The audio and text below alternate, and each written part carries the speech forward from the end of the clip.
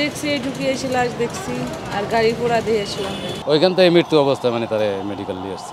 আমাদের ভিতরে যাইতে দেয় নাই, দেখতেও দেয় নাই, ভিতরে যাইতেও দেয় নাই। পাইতেছি না কালকে থেকে। বাবার সাথে শেষ কথা হয়েছে, বাবা দুপুরবেলা বাসায় আসছিল।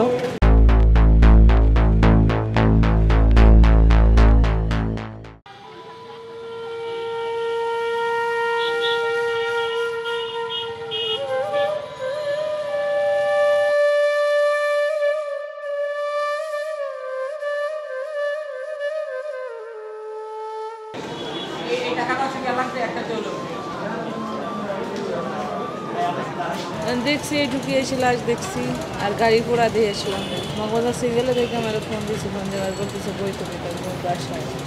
তা কয়েকদিন এক জায়গায় যাওয়ার কথা ছিল, গেছিলাম, বলে না যায়নি। পরে কয়েক সিঙ্গেল ছাড়িয়ে দিছে, রান্নার কথা করতে পারতাম না, পরে করতে পারতাম। এই শেষ কথা, এই যে শেষ কথা।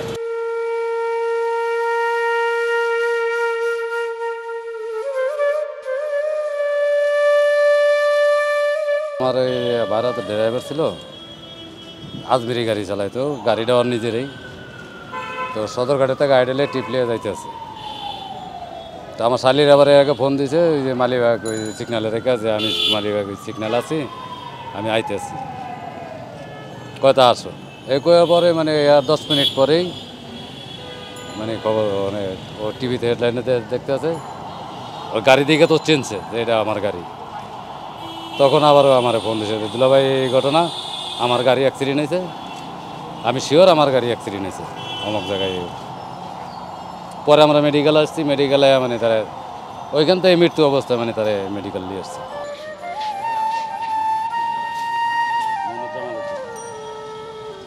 আমাদের ভিতরে যাইতে দেয় নাই, দেখতেও দেয় নাই, ভিতরে যাইতেও দেয় নাই।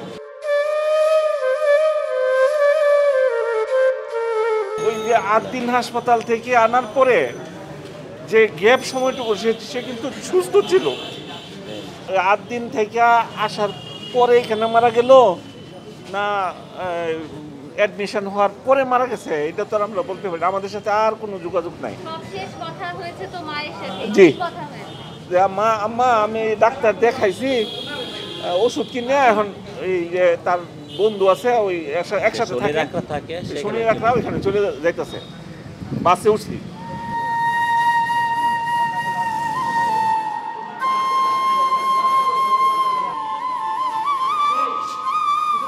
আমি বলছি আবু তোমার একটু তরকারি নিয়ে আসুন, ওই রাস্তা কাটা, তোর আসার দরকার নাই।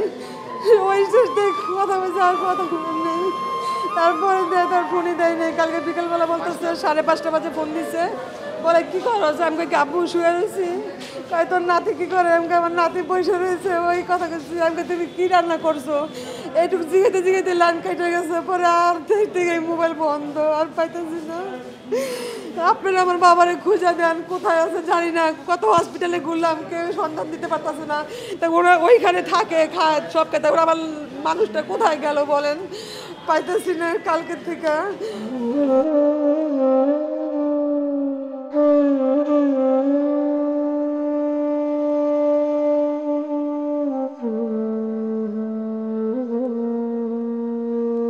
ঢাকা আমার কাছে থাকতো, এখন বয়স হয়ে গেছে দেখে চাকরি করে।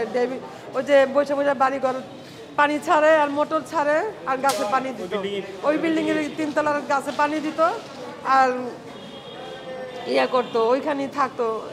2-3 বার ফোন করে, ফোন ধরে না, ফোন রিসিভ করতেছে না। তা আমি মানে ঘটনা যেমন মানে ওয়ার্ল্ড মানে কোনো ঘটনা ঘটছে, যে বিস্ফোরণ হয়েছে, খবর পেলাম ওই যে আমার বড় নাতি বিশাল মেডিকেল চলে আসছে। আইসা দেখে যে ওর পাতে সিনার উপরে লেখা আছে বিষয় সকল মগবাজার নটলা। তখন নাতি আমার কান্দা বলতেছে, মায়ের মা আব্বা তো মরে গেছে। বাবার সাথে শেষ কথা হয়েছে, বাবা দুপুরবেলা বাসায় আসছিল। তো বাসায় আসার পরে ভাত খাওয়া চলে গেছে। বলছে আম্মুকে তুমি বিকাল 5টা বাজে 5:30 বাজে ওরা ওয়ারলেস মান্নান স্যার একটা চেম্বার আছে, ওই ক্লিনিকে নিয়ে যাবা, আমি সিরিয়াল দিব। তো ওই জায়গায় গেছে, যাওয়ার পরে আম্মু আইসা পড়ছে। তো আব্বু আর আসে না, আব্বু ওই জায়গায় বলেছিল। তো ওই জায়গার মধ্যে বলে বিস্ফোরণ হয়ে গেছে। তো আব্বুর ফোন দিচ্ছে, আব্বুর ফোন অফ ছিল। পরে আমি কোনো জায়গায় খুঁজতেছিলাম, পাই না। পরে আমি ডাইরেক্ট টিভিতে নিউজ দেখতেছিলাম কজন আহত হয়েছে, কজন নিহত হয়েছে। তো আমি না পাই, পরে আমি ঢাকা মেডিকেল আইসা পরে আমি ঢুকছি ডিরেক্ট ঢুকে আমি দেখি ওই জায়গায় আমার বাবা।